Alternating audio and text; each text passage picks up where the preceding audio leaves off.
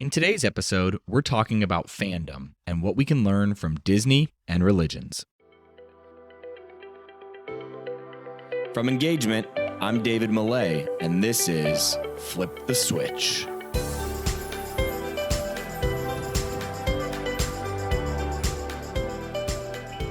What's going on, everybody? Welcome back to another episode of Flip the Switch, where we sit down with leaders in customer experience and employee experience, and we try to figure out what are the trends that they're paying attention to, what are the experiments that they're running, what are the principles that have helped guide them to success throughout their career. Then we take all those insights and we apply them to the world of sports and entertainment. Now, to be fair, going forward, we're probably going to apply it a little bit less to sports and entertainment and a little bit more broadly to other industries. But let's be real, we've done 120 of these episodes or so. We're always going to have that aspect where we teach back to sports and entertainment. That's our bread and butter. So that being said, I want to jump into this episode with Jodi Eichler-Levine, and it is super interesting. Katie on our team said it was one of the best episodes we've done in a long, long time. Now, to be fair, I talk a lot in this episode, so if you don't like my voice, I don't know why you're listening to this podcast at all, but especially this episode, I'm definitely chiming in a little bit more because we are talking about religion and Disney, and specifically kind of like the religious aspects of Disney. And what we're going to do is we're going to dissect some of the different frameworks that Disney and religion use to create evangelists of their brand, whether that be Christianity, Judaism, or Disney, and so that you can actually take some of those concepts and figure out how you can adapt and apply that to your organization so that you can create fanatics or fanatical fans of your organization. So to give you a little bit more background on Jodi, she is the Berman Professor of Jewish Civilization and an Associate Professor of Religion Studies at Lehigh University. Now, we first found her on a Twitter thread where she was going in depth talking about the kind of religious nature of Disney and why we find adults that are just almost like weirdly addicted to Disney. We call them Disney files oftentimes. But she says that that is really because there are a lot of similarities between classic religion and Disney. So some of the courses that Jodi teaches, just so you can kind of get an idea of where we're going to pull from in this episode. So she teaches, back in fall 2020, she taught a class called Sex, Gender, and Jews. Another one, Religion of Disney Corp. Another one, American Gods and Monsters. Jewish and African American Children's Literature.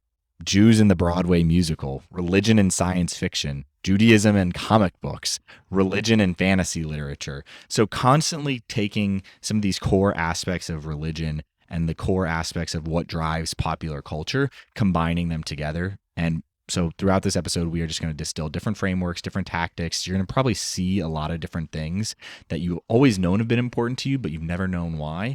And Jodi's going to unpack that for us. So without further ado, let's jump into this episode with Jodi Eichler-Levine.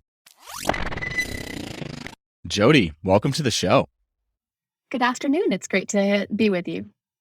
We have never had a religious studies professor on the show, so I can honestly say you are the first person to come from that background. But on the show, we're always trying to bring diverse thought into the space, so really excited to just jump in and explore this topic with you. Delighted to be here. I'm a religion professor, but I teach a lot of students from the business school, so this will be a lot of fun.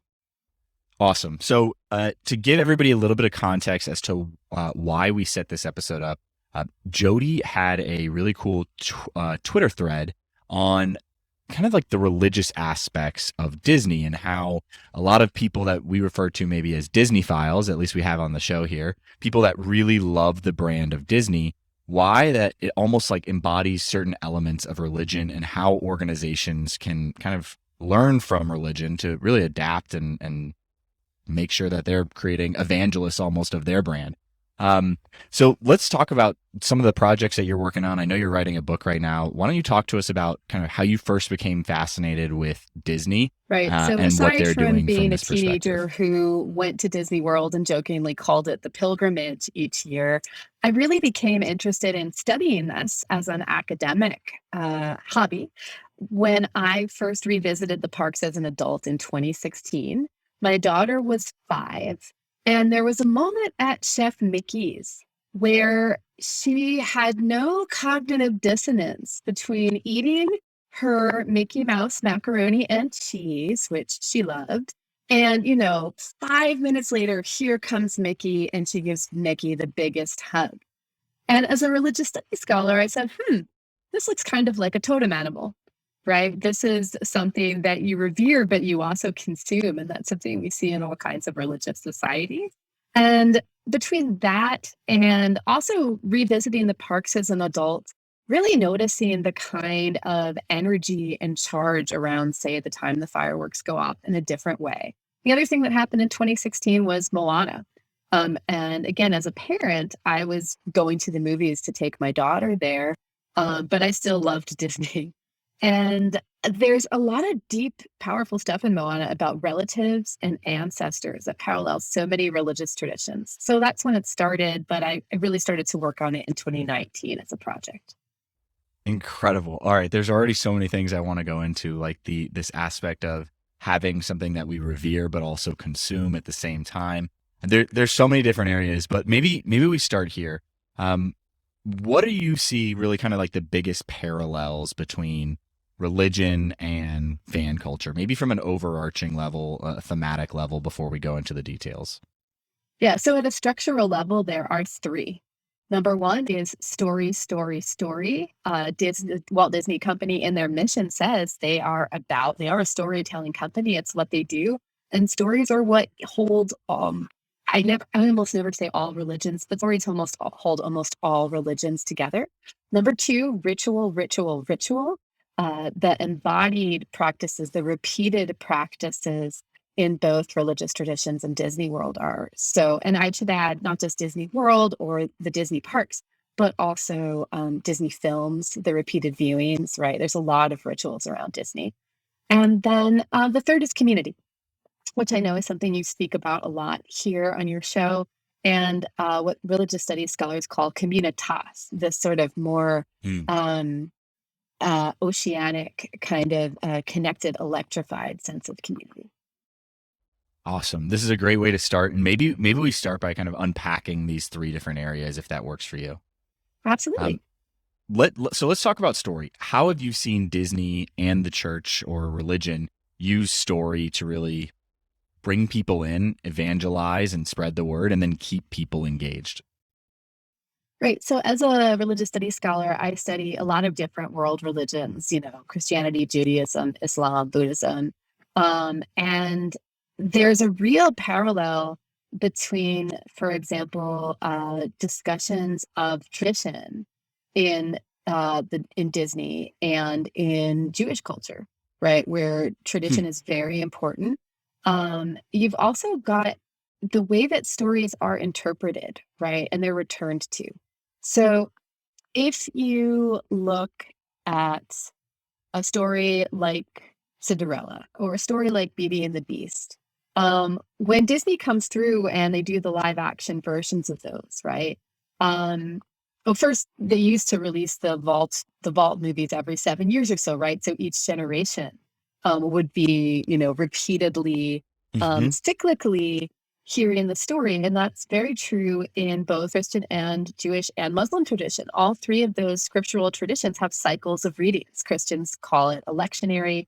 Jews call it the Torah reading cycle. In Islam, verses of the Quran go around. They're read at certain times. And so this idea of returning to a core story at certain times of year with each generation is something that we see in a lot of world religions and that we see with Disney films as well. And the way people find themselves in those stories is also really vital. I think that piece is just super interesting for us, like having worked in the parks, because I know there was always this discussion around like updating rides, right? Like I remember it was the biggest pushback when we got rid of Mr. Toad's Wild Ride, because the story, the narrative that so many guests had told themselves was, right, my parents took me here, I had fond memories of this, and I connected in with that story.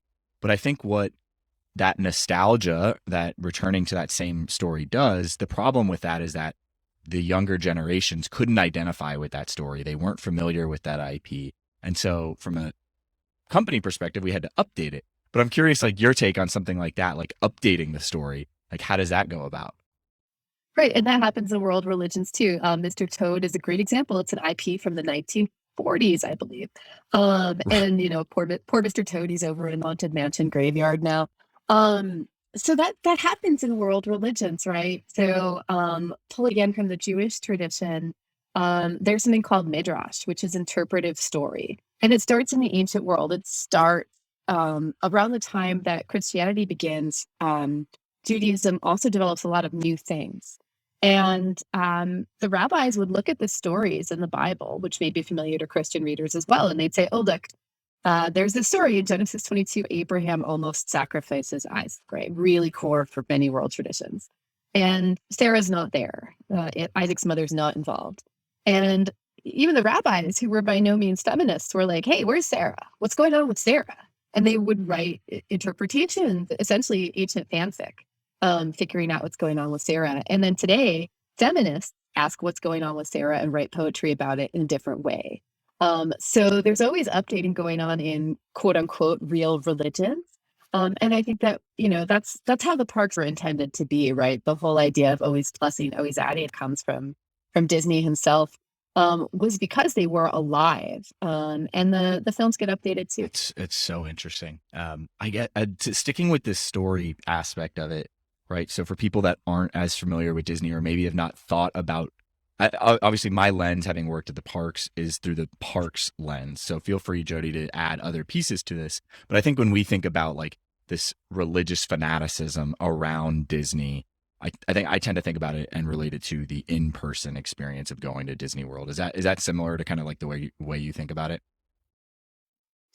I'm thinking about it in both cases, but I think it's the most fun to think about in person because the way I study religion is very embodied. I'm interested in how people read children's books with their kids in their homes. I'm interested in how people make quilts that connect to their religious heritage. So I think that it happens with the films. There's a book called The Gospel According to Disney by a reporter named Mark Pinsky, and it's a little dated because it's from almost 20 years ago, but he goes through some of the earlier films and finds religious themes. But I think that the parks have such a powerful hold on people because their memories of them are often these, like, it's like an inside out, they are core memories. Right. They're things that people did often with family or with friends. And they are often, like religious life cycles, associated with major milestone events like coming of age or graduation or weddings. And so that's why it has such a powerful hold on people. And it is interesting too. I mean, when you think about, you mentioned this word earlier, like you would make your annual pilgrimage down to Disney, right? I do think about this for bigger brands, right? Or sports teams that we do a lot of work with.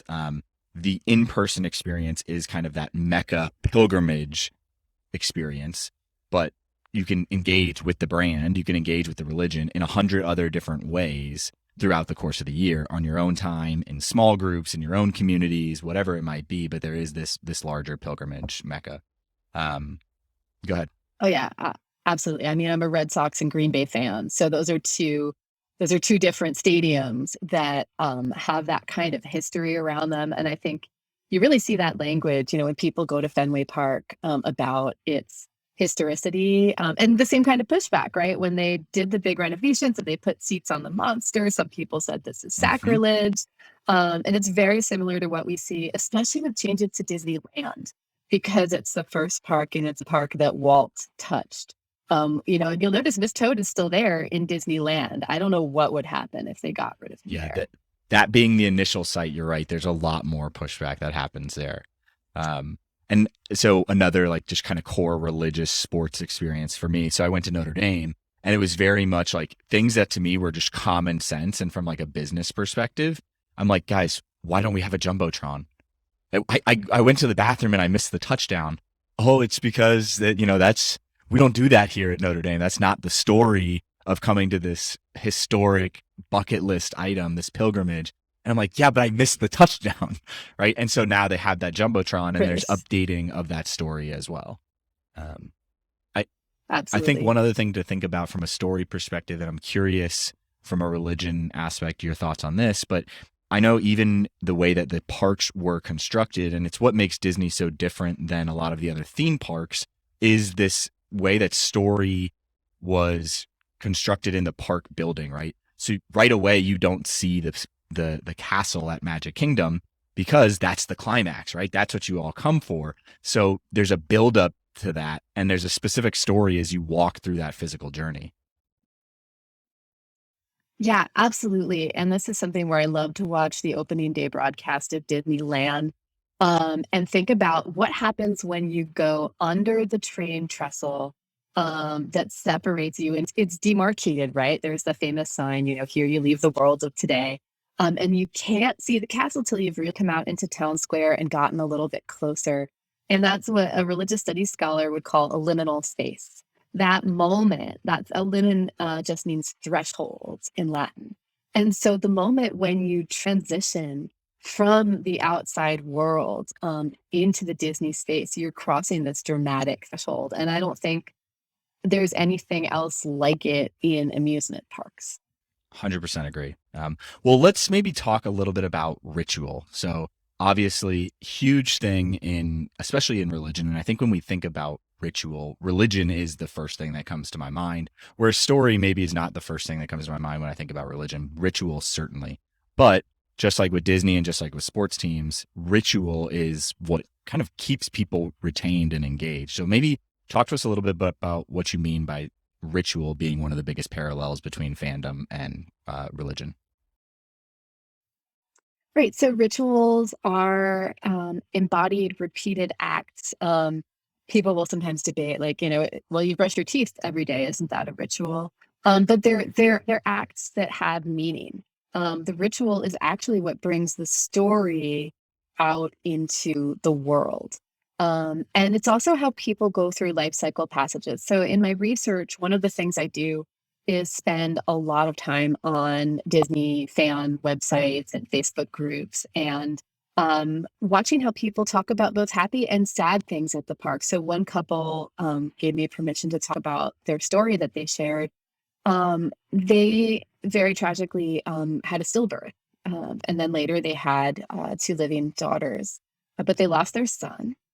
And every year, in memory of him on his birthday, they went to the parks and they did acts of kindness. They called them Aiden's Acts of Kindness for other families. And they would, sometimes they brought little goodie bags, or they did other nice things for people, what they call pixie dust. And they would take a picture of it makes me cry every time I think about this story. They had mouse ears made for their child that they lost, and they would take a picture of the living children in front of the castle. There's one with them on the grass in front of the castle. And when I saw that, I just said, this is so powerful, right? That family was also Christian, right? So when I say people are doing Disney in a religious way, it doesn't exclude the fact that they might belong to a recognized religious tradition. Sometimes they do, sometimes they don't. But people are in the Disney parks because they matter to them. They're going there to mark time. They're going there to, take pictures of their baby announcements, their proposals, right? They're getting wedding pictures at the castle. And so ritual in space is really, really meaningful. But it can be much more mundane things, right? There's people who have a certain spot where they always go to watch the fireworks. Or we have Dole Whip after we ride this particular ride. In my own family, we have a tradition called Everest ice cream, where my husband sits on the ground feeling nauseous, and my daughter and I go to the ice cream truck every time, right? And I use that in my class with my students, and they forget everything else I tell them, but they remember that story because it's such an obvious example of ritual. And she gets mad. We can't ride Everest without the ice cream now, right? It's required. But again, I mean, I like the way that you frame it about a ritual not just being an act that we do all the time. It's a repeated act that has meaning, a specific meaning assigned to it. And you're right. I mean, with Disney, the amount of people that make that yearly pilgrimage and they have that certain memory or association with it, right? Whether it's positive or negative, right? A lot of times positive, but like looking back at it, just the same as you can with religion, right? You could have a certain recollection or perception of how those rituals were and how they impacted you. But I think it's the fact that Disney allows for it and encourages and oftentimes creates an environment where fans can have those repeated rituals is what makes it also so rich, right? Like, how come more organizations, I mean, I think sports teams do a great job of this as well, but how come more organizations don't create an environment where rituals can really be enacted, or why is Disney so good at that? Well, I can say why Disney is so good at it. Because Disney is so good at emotion. Because story drives everything. So I think that the fact that people go every year, it's not always easy, right? Pilgrimage isn't necessarily all fun and roses, right? If people make Hajj to Mecca, right? It's hot, it's windy, it's also quite like Disney, quite expensive. And I think that the fact that Disney always wants you to be in the story, right? Like they had this marketing campaign for the princesses a few years ago. And it was the Dream Big Princess marketing campaign. I use it in class all the time. I show my students some of the commercials where they intercut images of, say, like Pocahontas is canoeing, and then they'll show a modern day girl live action kayaking, right? Or they'll show someone running, and then you see a girl running on a track and reading, all these things. Much like saints, right? You know, people in, like, say, medieval Catholicism, modern Catholicism, right? There's all these different saints. They stand for different things. They're important. And they are associated with different traits. And we see that in so many religions. And so the idea that with the princesses, what they were doing was giving people qualities to latch onto. That's very much how the princess marketing has turned in the last, I'd say, 10 years or so. As they've gotten away from the sort of girly girlness and more towards action and agency. And the whole song, is literally says, like, live your story. So I think the reason Disney connects to people so much as a brand is that they can see themselves in those stories, right? And it's not that people can't see their story in a sports team, right? I mean, I'm not even from New England, and I wept in 2004 when the Red Sox won. I wept. So of course people have personal connections with other industries, but because Disney is so capacious and has so many IPs now and so many stories, so many people can see themselves there. Okay, so I want to go down two different paths here. One, I don't want to forget the personality, being able to see yourself in that story. I want to go down that rabbit hole. But first I want to ask this. So if we feel like maybe a sports team doesn't do as good a job connecting you into that internal or making you feel a part of the story, why did you weep when they won? Like, talk to us about your emotions through that. Oh gosh, I didn't expect to talk about the Red Sox so much. I have the zeal, of a convert with the Red Sox. I should be a Mets fan like my dad and like my husband. I'm from New Jersey. There's Queens connection. But in 1995, I was a senior in high school doing a summer program in Boston, and I went to Fenway Park for the first time. And the Red Sox were terrible at that game, terrible. And it was the old Fenway, and they lost. And everyone got up and cheered for a walk because they were losing. I don't know by how many runs. And in the eighth inning, people were cheering for a walk. And this actually gets to my points about Disney. It was the sense of community that for some reason, I guess as a baseball purist, I was like, these are real fans. These are fans who don't leave in the eighth inning when their team is down, and they keep cheering anyway. And it was the communitas that made me a really diehard Red Sox fan. And then scholars would call this post-memory. I read so much about the history and the curse that it was like it had happened to me, even though it hadn't. But that's the power of a story, right? So certain sports teams, I think, have those amazing, compelling stories. I would argue the Red Sox are less compelling without that story. No, Sure. they're just bad this year. But I think that you can find it with other companies. I think Lego I know you had someone from Lego on. I didn't read that episode, but Lego is an interesting one. But I think that it's a little bit harder for people to see themselves in sports because most of us are not athletic, although we can discuss runDisney if you like. Oh, we could definitely go into runDisney. So I have some of my let's go down that rabbit hole too, because some of my favorite Disney stories that I don't know if I've ever told on this podcast, but that my stories that I cry are about Run Disney. So maybe we go into that and maybe we'll just shed some tears together. But what I want to talk about this, going back to story and personality and being able to see yourself in it. It's something that we talk about on the show a lot of times, is that I think sometimes in sports, specifically in college sports, and I think this is a lot of brands, right? I was having this conversation with an alcohol brand yesterday about infusing more heart and personality into what they're externally showing, whether that be on social media or in the different personality. I think a lot of times we get caught up, get caught up in having something be really professional or having something be really architected and scripted, and because we have a brand image and a brand reputation to uphold. But sometimes when we filter it through all these things, we have all these checks, we tend to lose that heart and personality. Now, Disney's able to do both. But I think ultimately connecting people into that story and making them feel a part of it. I mean, I've never thought about the example of that the Disney princesses now all have unique characteristic traits. But even like, I know this from, I'm a big Disney pin trader and spent a lot of time on the inner workings of that business. And my dad was actually one of the initial creators of that, coming from the Olympics.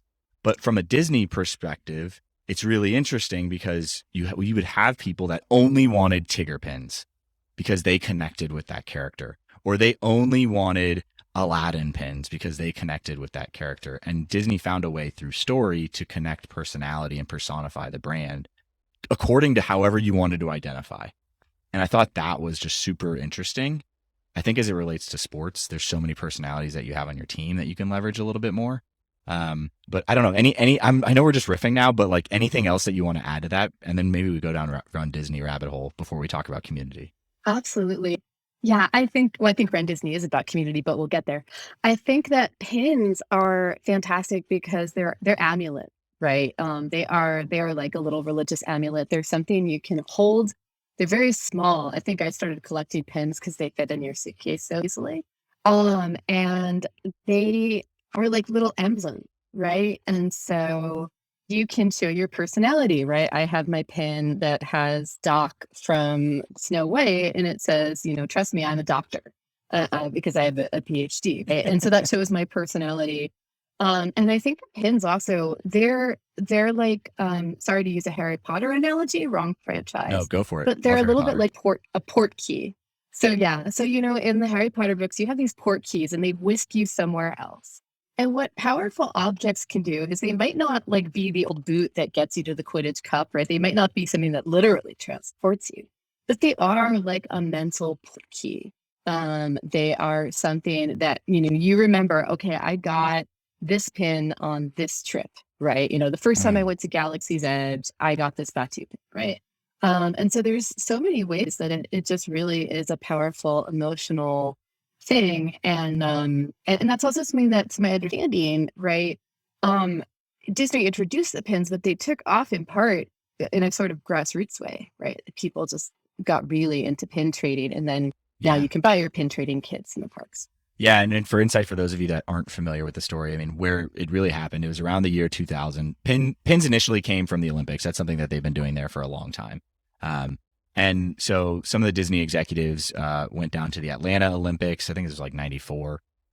Saw how cool all the pin trading was down there, what that community was like at the Olympic Pin Trading Village.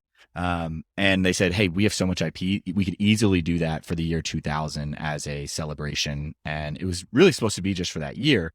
But what you had was, and again, for those of you that aren't familiar with it, Disney cast members, could be a custodian, could be a vice president, whoever is going to wear a lanyard of pins. And as a guest, you can walk up and say, hey, I see that pin is on your chest. Like, can I trade it? And you can trade any Disney pin for another Disney pin. Doesn't matter the value, as long as it's an official Disney pin.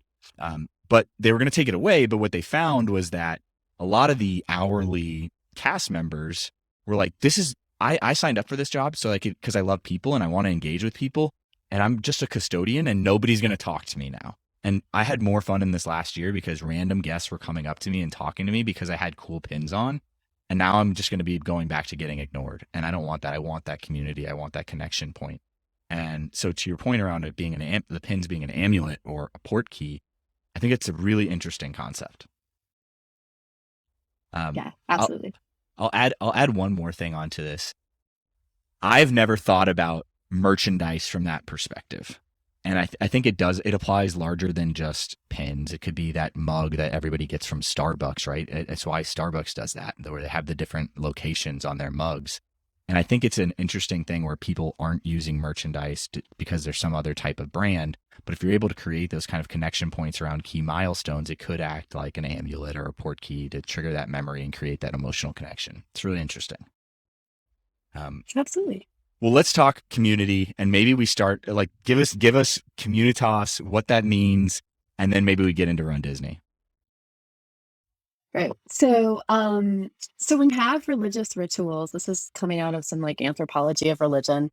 Um, when you have people in a religious ritual, um, they often relate to each other in a different way.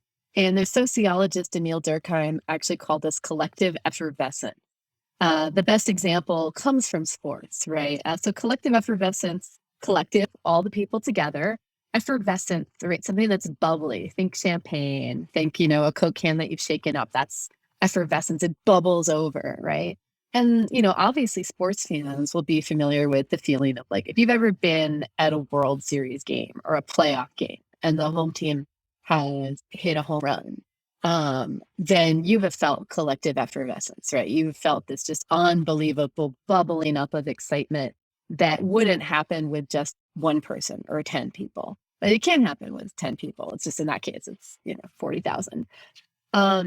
So the way this happens in the Disney parks is particularly at the fireworks. I was at the 50th anniversary weekend last October, like as we hit the 50th anniversary of Walt Disney World. And I didn't get into Magic Kingdom the first day. It was all like, the park passes were up, but I got in the second day, October 2nd. So I saw the second ever showing of the new fireworks show, Enchantment. And the feeling on Main Street was unbelievable, right? People were so amped up and excited. Of course, the people behind me were also, this goes back to people not liking change and people, criticizing change. The people behind me were also doing a long discourse on how it was different from Happily Ever After, and they weren't sure how they felt about it. But that said, yeah, it was, this is what religion is, right? One person might be feeling that one with the people, feeling that it's communitas. And someone else might be saying, give me back Jordan Fisher. I want my old show back. And so I think but I think Disney really very carefully wants you to feel that, right? That's why, when the lights go down around World Showcase Lagoon and there's going to be either illuminations or harmonious, there's this sense of excitement in the air. And so that kind of effervescence is something that happens best in large groups. And it's the way that emotion is transmitted across the group. Yeah. I think you're right. Disney really does want you to feel that. And this is something that we think about, like when it comes to self-motivation, right? And we had a guy by the name of Scott Rigby on the show, and he talked a lot about this, about our jobs as leaders is not necessarily to motivate our employees or our team members, is to create an environment where their self-motivation can flourish. And I think it's the same thing here from a Disney perspective. They can't create the community, right? But they can put things in place to allow the community to grow and foster. And I think it's the same thing with sports teams or any other brand. You can't force community to happen, but you can create an environment that allows that to happen. And what I mean by that with Disney, like we'll stick with the pin trading, and then maybe we go into runDisney. But like with pin trading, right? There's events that Disney will host for pin traders because they know that there's a lot of them. They know there's an active group, so they say, okay, how can we serve this group, bring this group together? Because we know that if the community is supporting each other, that is a larger sticking point. They're not just going to stick with our brand and continue to spend money based on our decisions. They're going to spend money and stay with the brand because of how they feel connected to this larger community. And so if you want to build on that with like actual terms or science or sociology study, but anyway. Well, I think there's ways to talk about that with runDisney actually. Why don't we go there? To explain what runDisney is. So runDisney is one of many arms of the Walt Disney Company. Began with the Walt Disney World Marathon. The first one was in the mid 1990s.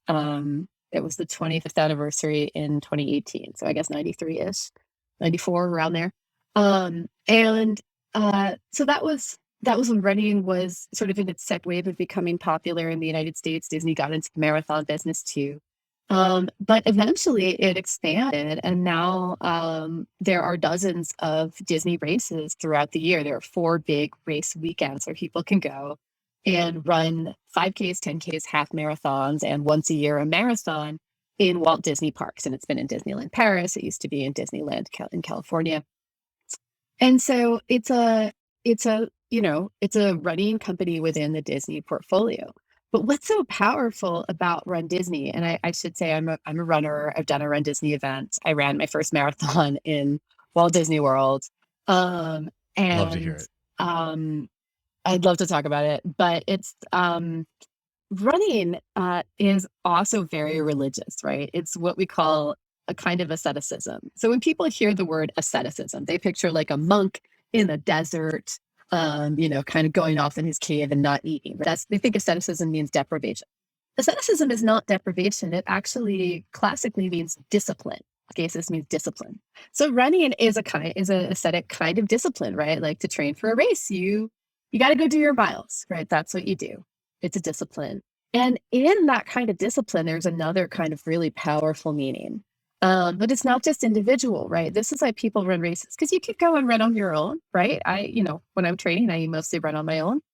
But the Disney races, like the pins, just kind of took over and became so popular that people were bringing their own creativity to the Disney races in all kinds of ways. So, for example, typically, except on Halloween parties, adults can't wear costumes in the park for good reasons. But during very good reasons. But for runDisney, you can dress in costume, and of course, to an outsider, to the runDisney community, this is like, why would you run 26.2 miles, right, dressed as Eve from WALL-E holding a plant? I'm not kidding. When I ran the Walt Disney World Marathon around mile 3, one of my favorite costumes was, she was clearly Eve from WALL-E. She was all dressed in white. She had the boots with the little plant. And I thought, oh my God, you're going to carry that for 26.2 miles.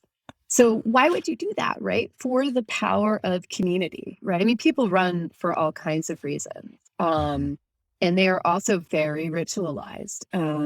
But what happened with the runDisney community is it just, I think, really blew up. So much so that it's very hard to get into the races now. I may or may not have just registered for one, and I was very lucky to get in. Oh, they're like concert tickets. They sell out in 10 minutes. Exactly. Yeah. So added context. This is such a weird podcast episode. Like I normally ask way more questions, but now I like this talking with you. I feel like we could just riff for hours. So my dad actually ran ESPN Disney Wide World of Sports, has the longest tenure as an executive there. So runDisney was part of his business. So I actually grew up I've never run a Disney event or a Disney marathon, but I have biked many, because for years my role at the Disney Marathon was I was the guy at the very back. You were the sweeper. I was a the one sweeper. We all fear.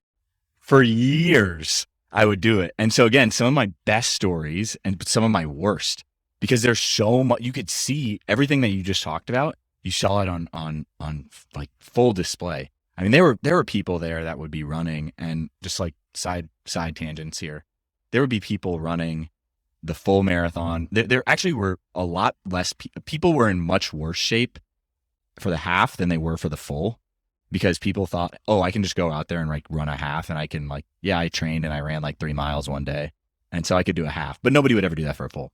So you would see people in these full costumes, and I'm like, how are you going to make it there? Like, what prompted you to wear this outfit when like you got no business being on this course? But people would stop and take pictures everywhere throughout the course, and I'm like, guys, I'm about to sweep you. I'm about to kick you off the course, but they got to get that picture, because that's part of the story, being able to say that they were a part of that and that it connected to the community. But yeah, I mean, go ahead. Were you gonna say something? Sorry. No, I mean, I can tell a little bit of my own story if it's Yeah, not let's hear it. too Let's hear it.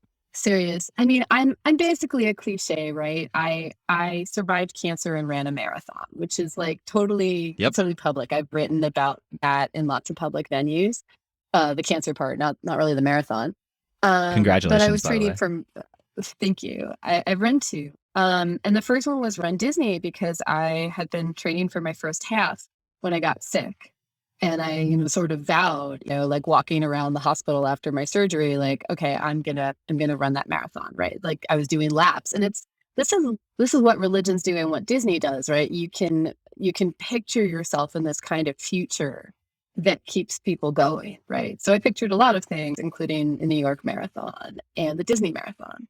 And and then I did it, right? And it was such a powerful experience. It was the 2021, which actually technically I ran 25 miles for that marathon because it was so hot. We closed the course. The med tents were overloaded. So if you were a slower runner like me, you actually ran a little farther. But I ran another full, so I feel like it counts. Um, It does. and so I put it on my shirt. I said, I am, gosh darn it, I did this. I'm putting 1 year cancer free on the front of my shirt and on the back. Um, this is so cheesy, but Frozen 2 had just come out and my friend made me a shirt.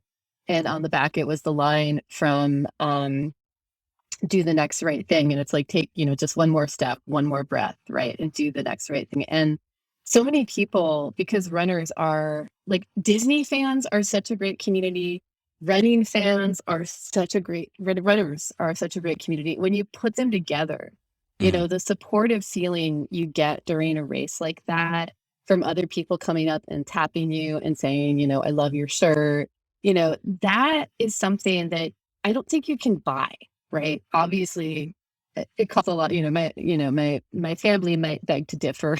It costs a lot of money to do that weekend, but um, but I also, raising money for charity, and that's a really powerful part of these stories. Is that Yeah. yeah, Disney's a business, but it's also, it's there's a reason people do Make a Wish in Disney, and there's a reason, Yeah. they always are featuring stories of people who've come back from injuries and losses and all kinds of things. And what you do in these spaces is a way of writing your own story that is so powerful and it really builds a community. It really does, and I think you're right. And the lesson for me, before we just keep going, I will tell one more story, but on Run Disney with what you just said about charity and there being a bigger cause, you running to celebrate being cancer free. Um, I think the takeaway for a lot of brands is like, how can you invite people to participate? Because I think that's a big part of this is like now you're not just consuming Disney for attractions. You have a story that you're creating by running in that marathon that again, Disney's allowing you to participate in. So I think if you're a brand, right, go and create some of those environments where people can participate and write their own story with your brand as a backdrop. But one of my favorite stories. I mean, I'll tell two quick ones, or two or three quick marathon ones, just real quick. Cutting people was the worst part of my job at Disney because you would hear stories like that, and I'm like, you're still running too slow, and I have to cut you. Right. Worst was mile 3. One year, there was a veteran on walkers, and she had gotten stuck in the porta potty. It's her 8th marathon. I had to cut her at mile 3 because she walked up a second too late, and terrible. Another one, I had to cut a big group of people because they were getting paced by someone from Relay for Life. And the Relay for Life pacer, her timer was off. And so they were all like, oh no, we're good. We're with the pacer. I'm like, she doesn't work for Disney. The pacer was also my 8th grade teacher. And was like, she was like, David, is that you? I was like, somebody else got to cut these people. I got to move on. I can't be here. But there's so much emotion attached with that. But one of my favorite stories from it was all the people that you would meet who were running for a specific cause. And towards the end of the race, once we had said, okay, we're not going to cut any people, we'd get to like mile 18 or mile 10 if it was the half and say, we're not going to cut anybody. We're just going to help get them across. So the intro conversation, because those people, you're in the zone. Towards that end of that race, you're in the zone. So we'd walk up to them and you start talking to them and say, hey, why are you out here running this? This looks brutal. I would never do this. Like, what made you get out of bed and go race this? And you start to develop that connection point. And one of my favorites was somebody that had said their dad had passed away from cancer. And so she had told him before he died that she was going to get in shape and run this marathon. Hadn't trained much since he passed, but she said, I'm still going to run this thing. It was a half. And so I remember at the time, this is my dad's story because I was right next to him, but he was the one talking to her. And he always tells the story and he always gets choked up during it. And so he helped make sure that she got across. And she was the very last person to finish that race. And just sat with her, talked with her. She's got like blisters on her feet, getting her through. And we're kind of getting her through as a team. So I kind of rode my bike up ahead. And at that point, towards the end of the marathon, there's like nobody left, right? Like everybody's gone home. The cheering section's all gone. And there was a guy that wheeled up to me in a wheelchair and said, hey, are there any more runners? My wife was running the marathon and she is in the car with the kids, but I just thought it was really crappy that nobody else is here to cheer these people on as they finish, right? Talking about community and communitas. And I was like, yeah, we got one more runner. And he's like, do you think she'd mind if I wheeled in with her as she crossed the finish line? We were like, sure, go for it. And I always get choked up thinking about it because like we were all just sitting there crying as like the community like crossed as the two of them, they hugged each other, they're crying. But yeah, I think you're right. Like if there are ways that you can invite people in to create community with your brand, like that's the strength. That's when you can really get people connected in. But yeah, and so my dad tells the story because she wrote a letter a week later talking about how like this security guard was helping her cross the finish line. Like little did she know, like that's the guy that runs the whole thing.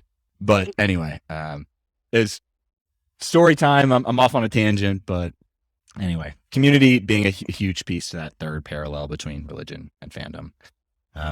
Well, somehow we're already like, we got like 5 minutes left and I don't know where the heck the time went.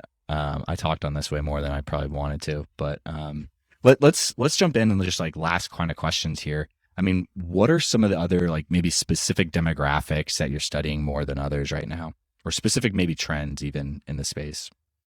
Yeah, so a couple of things. One is that I'm really interested in how Disney fans, I think, are becoming more diverse. So I am looking more at the adult Disney fans. I'm interested in people from different religions, different races, ethnicities, and how they tell their stories in the Disney parks, right? So I actually went to a Disney Institute Women's Leadership Summit back in Heck yeah. 2019.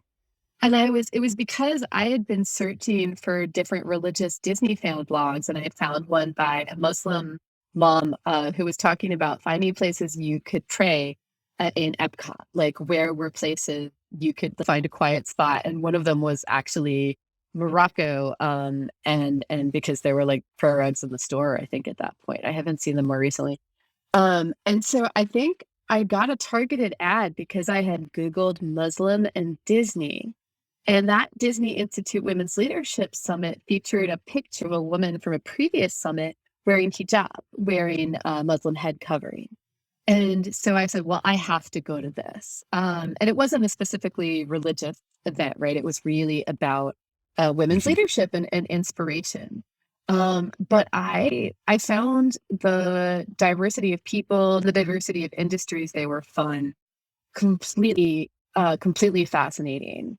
And the way that, again, it was a space where people were telling their stories, right? The focus was really on like, what's your story as a business person? Like, there's practical stuff about how to build your brand, and you learn about the 5 keys. And I think that's another interesting thing is the way they've added the new key, right? They've added inclusivity.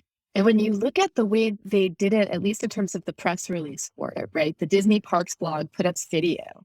And like a religion, they always go back to the founder, right? So they intercut Disney's speech, all are welcome here. And then they use the word welcome in introducing that new key, right? And so I think that there are ways that Disney as a corporate force does a lot of really powerful things. It's not to say it's still a business. It's still, part of our economy. But I think that there's something really interesting in that culture there, in the women that I met at that event, although there was no one in hijab. Doesn't mean there weren't Muslim women. It just means no one was wearing a head covering. That's fair. So I'm really interested in that. I'm also really interested in places outside the park. So last summer I drove to Marceline, Missouri. As soon as I was vaccinated, Mhm. I got in a car and we drove to Marceline, Missouri from Pennsylvania, to visit Walt Disney's hometown. And so this is not something that's officially affiliated with the Disney company. The Walt Disney Hometown Museum is a project of the town there. But I had met some of those folks at the Disney, the D23 Expo. And what really struck me the most was that was a site of a different kind of pilgrimage. The Disney fans would drive from all over to visit the museum. And I talked to this guy in the post office, and he said, "You really got to go see the farm site. You got to see where the farm was and where Walt's dreaming tree was." And so Disney had this tree, this cottonwood tree that he would sit under and sketch, and that's the symbol of the museum. And the guy in the post office was telling me about when they raised a barn there to look just like the barn that had been on the homestead and that had been in Disney's backyard where he made his trains. And I drove out there to the barn, and it was this perfect day, and it was so quiet. It was so the opposite of what a Disney park is. It sort of, I found myself thinking, wow, the loudest, some of the most exciting places in the world were born out of this silence. But in the barn, every single bit of wood was covered with signatures, just covered. Everyone who had come through had written something there, and they're encouraged to write on the barn, not the outside, just the inside. And they do the same at benches at D23. And you get a sense of just the enormousness of how many humans hold emotional stake in Disney. For some people, that's like a religion. For some people, it's fun. Of course, religions can be fun, right? And for some people, it's history, family. But I was just so struck that, this really kind of hard to get to spot in Missouri. It's not on an interstate. You got to take some smaller roads. Was just filled with signatures. And I think that was one of the most powerful moments of my research, one of the ones I'm using to open up the first chapter of the book. I love it. And it goes to show, too, that there's layers to this fandom or fanaticism or religiousness, if you will. And I think if you, as a brand, if you're not cultivating all the different levels, you're really leaving something to be desired. There's a cap, there's a ceiling on how deep people can go. And that's a prime example where that's even out of Disney's scope per se. They don't have the direct influence on that town, but that's where it all started. How are we doing on time? I know we're at 2:01. You have a couple extra minutes, or we got to shut it down? I can do till 2:05, 2:10, and then I'm fully out. Then we're out. Okay. For weekend thing. Yeah. Awesome. Sounds great. And we'll cut this part. But yeah, obviously. Yeah. Okay. So one more thing on before we leave here. I know people are trying to welcome new fans in. One thing I want to think about is for big fan groups. I mean, how can you create an environment that feels inclusive if people don't know the rituals, if people don't know the story, without making them feel excluded? Because I think from a church perspective, even that can be intimidating. I go in and they're doing a hymn or a prayer that I don't know, and everybody else around me is reciting it. How do they do that? Same thing happens for us with sports teams. How do you think about creating those rituals, creating fandom, but not being exclusive? Yeah, I think that's a great, fantastic question. Um, I think that the biggest thing, and this is something I do in the classroom, I think one of the biggest things is actually transparency. Is explaining what you're doing and why, right? Because all groups have a kind of in-groupness to them, or if you're a college student, right? Why is my professor making me read this book? It seems boring. Why has she done this to me, right? I think that when you create an explanation for why you're doing the ritual, that really helps, And so I'm thinking some of this can happen on social media, right? Of course, it assumes that the new people are on social media. But I think that, Instagram stories that give you a snippet of history, that tell you about, why do we sing Sweet Caroline in Fenway Park, those kinds of things will reach some people, especially younger people who are on if it's TikTok or the right social media channel. I think the other thing is something that Disney actually does really well, which is that they tend to explain why they're doing what they're doing, right? Like, I mean, I think this is in the area of customer service.